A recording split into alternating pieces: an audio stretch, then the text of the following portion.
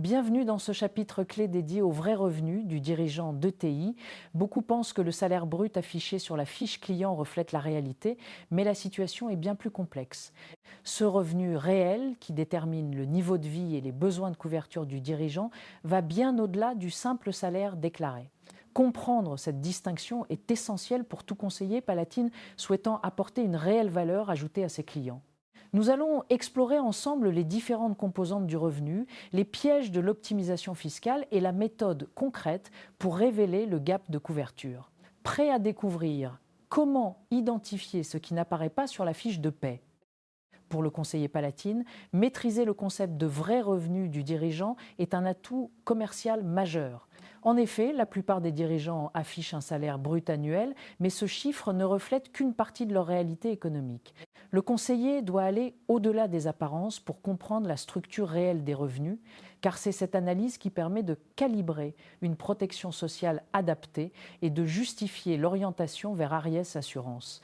L'objectif est de révéler l'écart entre le revenu réel et le revenu couvert afin de proposer des solutions pertinentes et personnalisées.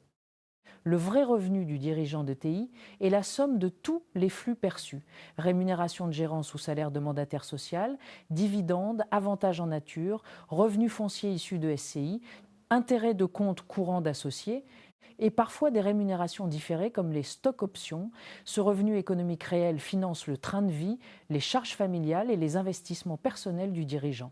Pourtant, seules certaines composantes sont prises en compte pour le calcul des droits sociaux, ce qui crée un écart structurel à identifier.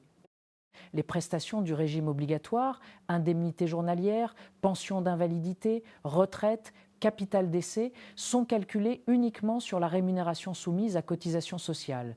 Les dividendes, revenus fonciers ou intérêts de compte courant ne génèrent aucun droit à prestation sociale, sauf exception pour le TNS au-delà de 10% du capital social. C'est ce décalage entre revenus réels et revenus couverts qui crée le fameux gap de couverture, souvent ignoré par le dirigeant lui-même. Prenons l'exemple de M. Blanchard, gérant majoritaire percevant 180 000 euros de rémunération et 350 000 euros de dividendes.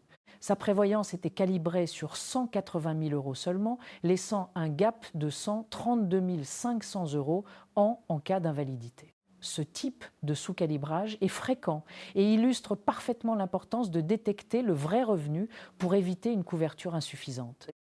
Selon les études, la rémunération de gérance ou le salaire de mandataire social ne représente en moyenne que 30 à 50% du revenu réel d'un dirigeant d'ETI.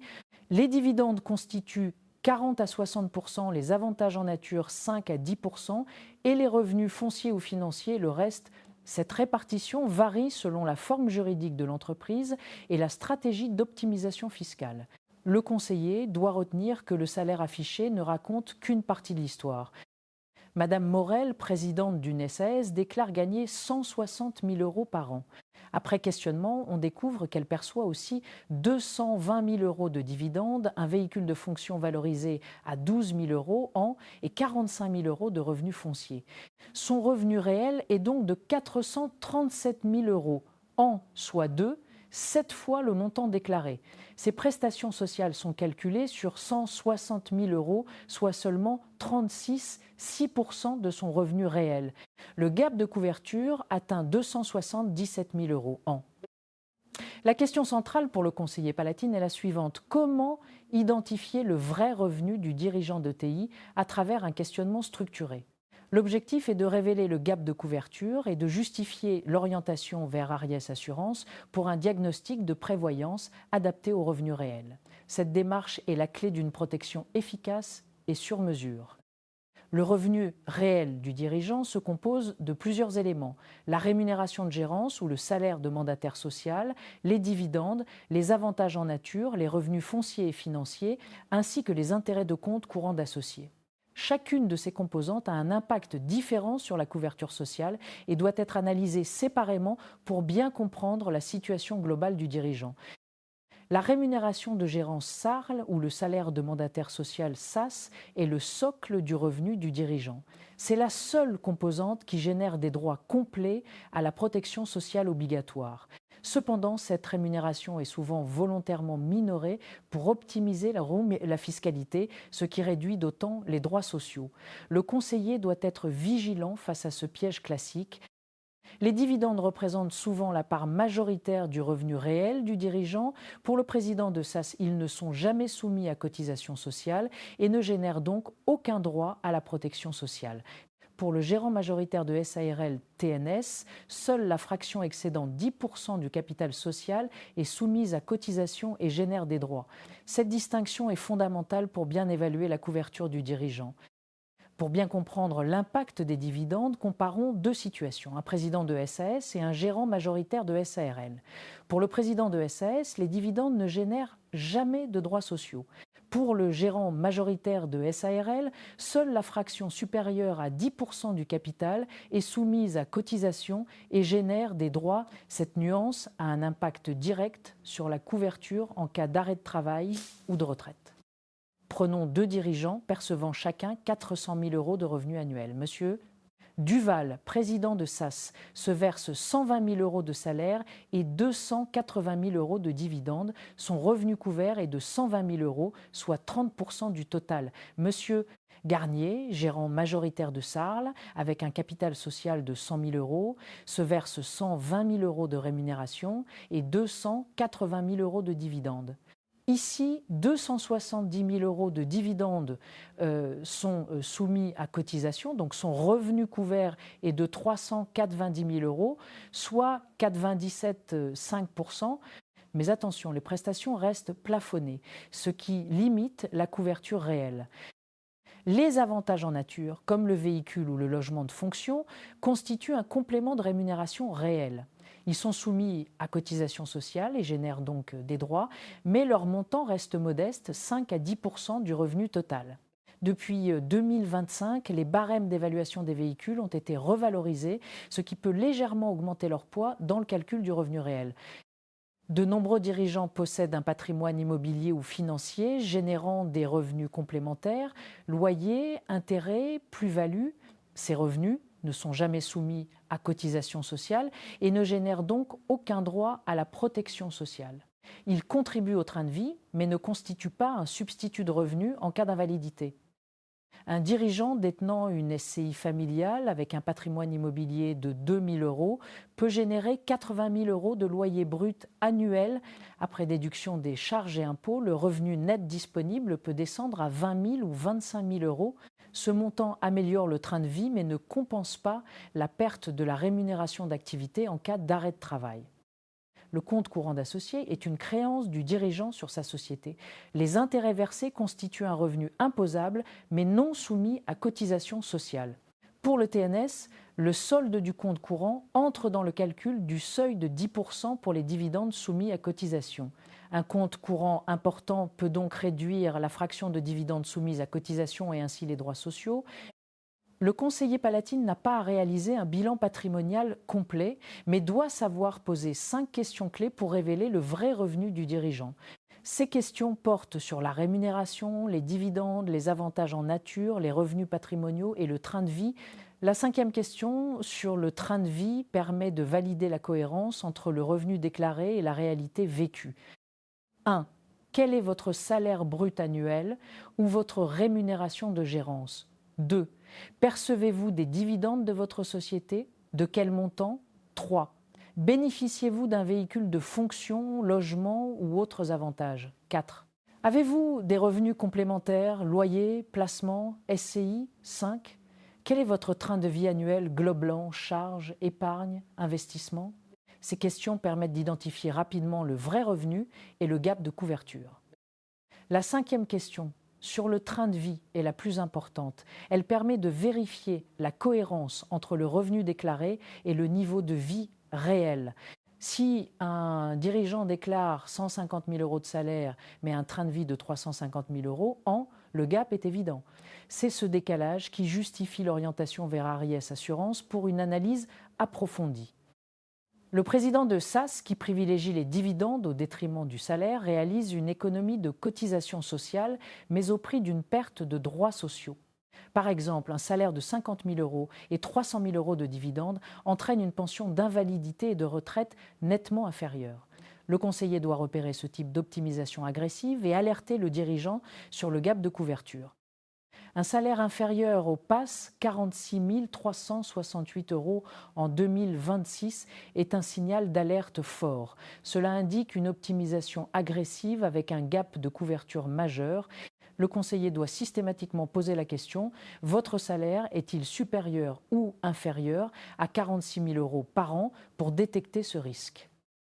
Le gérant majoritaire de SARL, qui structure ses dividendes pour rester sous le seuil de 10% du capital social, évite les cotisations sociales, mais se prive de droits sociaux supplémentaires.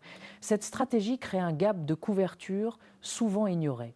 Le conseiller doit demander si les dividendes dépassent 10% du capital pour détecter ce cas. La transformation d'une SARL en SAS est de plus en plus fréquente, motivée par la souplesse statutaire et l'absence de cotisations sociales sur les dividendes. Mais cette opération a des conséquences directes sur la couverture du dirigeant, notamment la perte d'éligibilité au régime Madelin et la nécessité de souscrire de nouveaux contrats avec questionnaire médical. Le conseiller doit être vigilant lors de ce type de changement.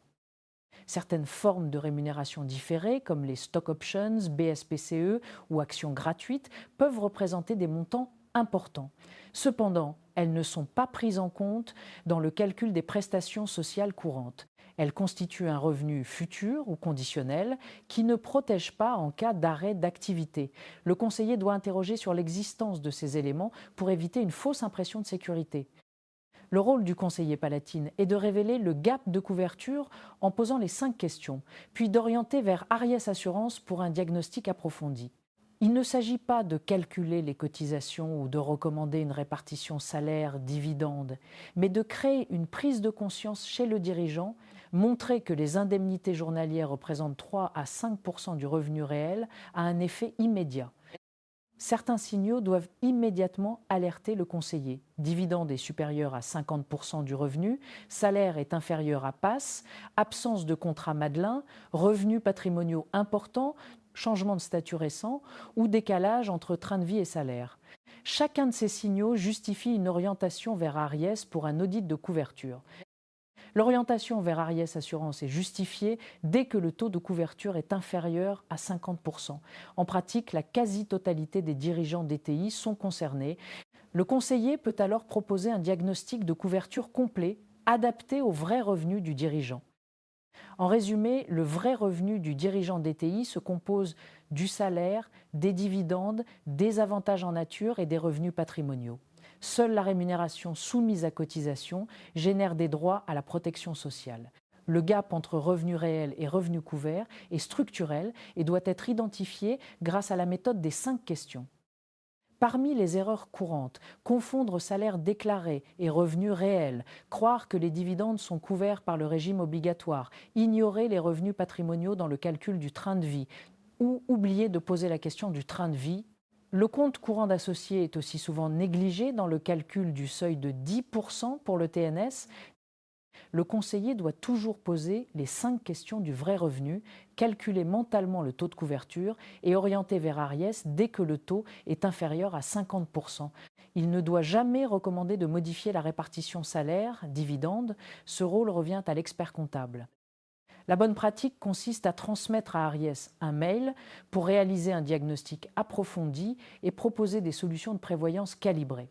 Cette démarche garantit une couverture adaptée aux vrais revenus du dirigeant et sécurise sa situation en cas d'aléa. Quelques définitions clés. Le revenu réel du dirigeant est la somme de tous les flux perçus, quelle que soit leur nature. Le revenu couvert est la fraction soumise à cotisation sociale. Le gap de couverture est la différence entre ces deux montants.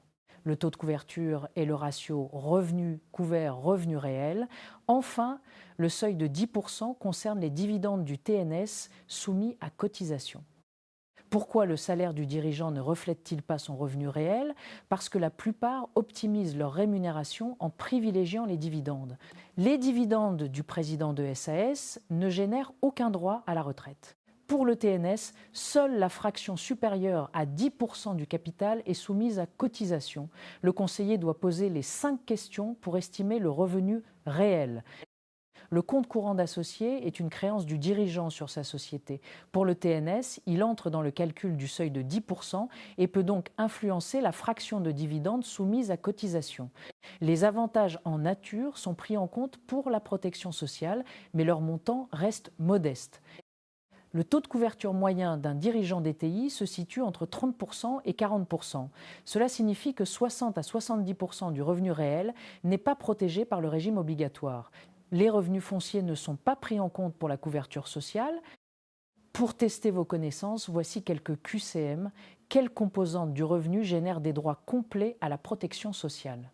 Pour un président de SAS, les dividendes sont-ils soumis à cotisation sociale? Quel est le seuil pour les dividendes du gérant majoritaire de SARL? Ces questions permettent de vérifier la bonne compréhension des notions abordées.